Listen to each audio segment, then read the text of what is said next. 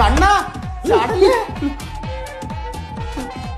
നീ എന്തോടാ അവന് മെസ്സേജ് ഇട്ടത്? ഭൂമിക്ക് വിടാന്ന്. നോട്ടിഫിക്കേഷൻ കണ്ടപ്പോ ഞാൻ വിചാരിച്ച എന്റെ അമ്മാവൻ വല്ലായിരിക്കുന്നു. നോക്കിയപ്പോഴല്ലേ യവൻ. ഞാൻ ഈ ഭൂമിന്ന് പോവുക. ഏത് ഗ്രഹത്തിലോട്ട്? ഏതായാലും ഒക്കെ ഗ്രഹത്തിലോട്ട്. കണ്ണാ പ്രശ്നം പറ, നമുക്ക് സംസാരിക്കാം. അച്ഛൻ പോടാന്ന് പറഞ്ഞു.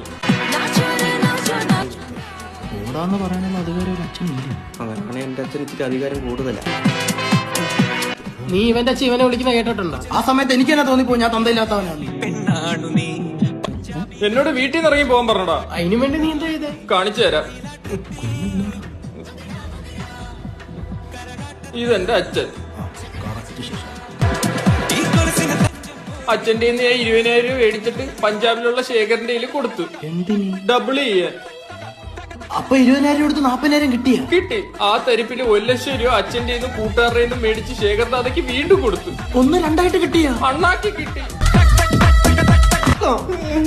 നീ ടെൻഷൻ ആവാതെ, പൈസ ശേഖരട്ടന്റെ ഉണ്ടല്ലോ. പിന്നെ മുണ്ടക്കൽ ശേഖരന്റെ ഇരിക്കുന്ന പോടാ ഇറങ്ങി.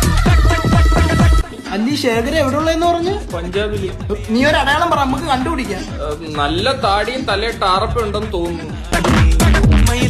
നല്ല ഫ്രഷ് അടയാളം പഞ്ചാബിയുള്ള ചെല്ലിപ്പ കണ്ടുപിടിക്കാം. നീ എങ്ങനെടാ മുങ്ങിച്ചോടി?